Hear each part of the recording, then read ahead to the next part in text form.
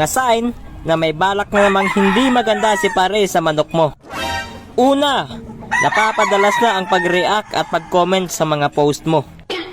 Pangalawa, napapadalas ang pag-chat sa'yo kahit walang kailangan. Pangatlo, nagyayayang uminom sa manukan mo. Pang-apat, ito yung pinakaiingatan mo. Magtatanong siya kung may months old ka ba na sisiw. After niyan, alam mo na kung ano yung isasagot mo. Kaya wag na wag kang magsabi na meron kang months old na sisiw. Sabihin mo lahat binulutong para hindi na siya hihingi pa.